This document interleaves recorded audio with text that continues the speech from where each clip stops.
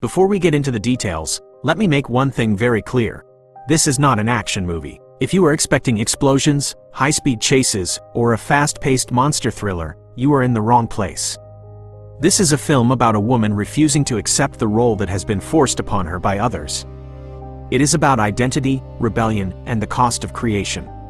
Frankenstein is one of the most misunderstood and overused characters in the history of moving pictures. While the general public usually just sees a scary, grunting monster, filmmakers and scriptwriters see something entirely different. They see the ultimate symbol of human loneliness. In the last 20 years, cinema has become obsessed with this isolation. We have seen brilliant minds return to this myth over and over again. Think about Emma Stone in Poor Things, where she won an Oscar playing a created soul discovering the world in her own body. Look at the hit series Creature on Netflix, which treated the Frankenstein story with such poetic tragedy and heart. Even the other 2025 Frankenstein movie doubles down on this idea of being abandoned. These directors do not see a villain in the stitches, they see a mirror of our own human struggle to find a place in the world. But let me tell you something right now, I absolutely love this movie. The Bride is a cinematic triumph that takes everything we know about this story and flips it on its head. Usually, in these stories, we spend all our time blaming the doctor for being selfish and playing God. We call him the real monster for creating life and then leaving it to suffer. But in this version, the director shows us that the creature is just as selfish. He does not want a woman because he wants her to be happy. He wants a companion specifically to cure his own boredom and his own pain. He wants a fix for his loneliness. But the woman he creates, played by the incredible Jessie Buckley, refuses to be a cure for someone else. She refuses to be a shadow or a puppet. She wants her own life, her own identity, and her own voice. This is not just another horror remake, it is a powerful, screaming battle for independence. Let us talk about the cast, starting with the star who is absolutely on fire right now. Jessie Buckley plays the bride, and she is glowing on that screen. She is radiant in a way that captures your attention from the first second. She just won an Oscar for her role in Hamnet this year, and mark my words, we will be talking about her as one of the greatest of all time for decades to come. She brings a raw, punk rock energy to this role that you have never seen in a gothic drama before. She makes you feel every ounce of her rebellion.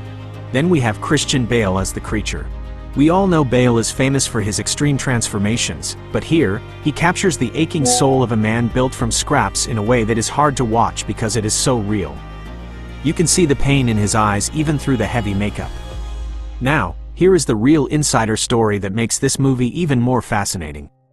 This film was a massive family project directed by Maggie Gyllenhaal. She is a powerhouse behind the camera, but she did not have to go far to find her lead actors. She looked right at her own dinner table. She cast her brother, the superstar Jake Gyllenhaal, in one of the primary roles. And she did not stop there.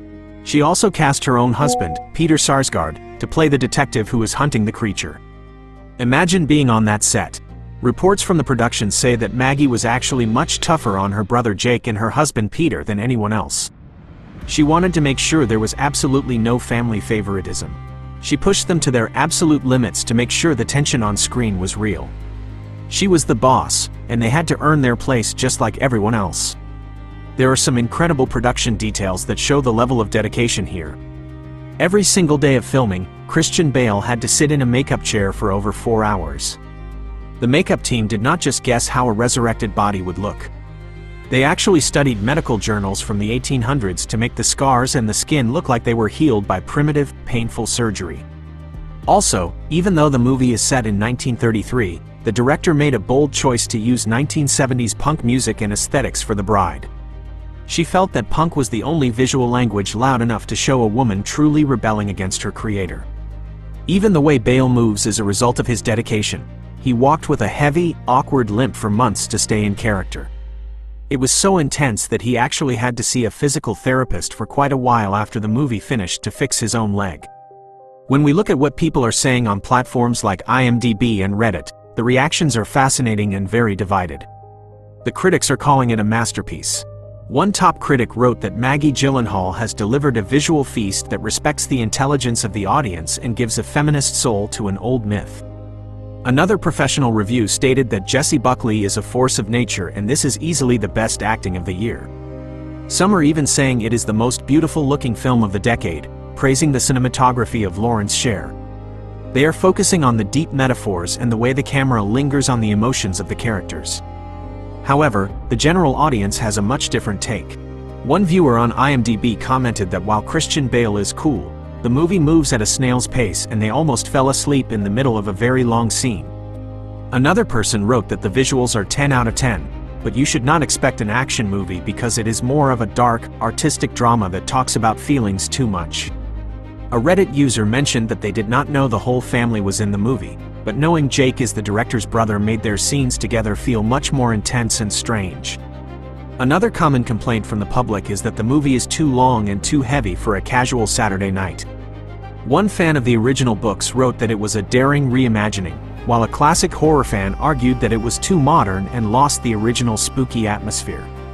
I have spent hours reading through nearly 30 different discussions about this film, and the pattern is clear. People who love art, people who love deep character studies, and people who appreciate every frame of a movie are giving it perfect scores. They are saying it is a revolutionary take on The Bride of Frankenstein. One review even stated that this film finally gives a voice to the silent women of the horror genre. But people who just wanted to see a monster movie or a quick thriller are feeling cheated. They feel like the movie is too intellectual for its own good. They were looking for jump scares, and instead, they got a deep philosophical discussion about existence. The honest verdict from the Frontline is this: if you value your time and you are just looking for a fast-paced popcorn movie to turn your brain off, stay far away from this one. It is slow, it is heavy, and it demands your full attention. It is not for the casual viewer who wants easy entertainment. But, if you are like me and you have an eye for great acting, beautiful cinematography, and a story that actually has something to say about the human condition, you must watch it immediately. It is a 9 out of 10 for anyone who truly loves cinema, but it might feel like a 4 out of 10 if you are just bored and looking for a thrill. I watch these movies so you do not have to gamble with your evening. I have made the call. Follow Movie Frontline for the truth and nothing else. Decision made. See you in the next one.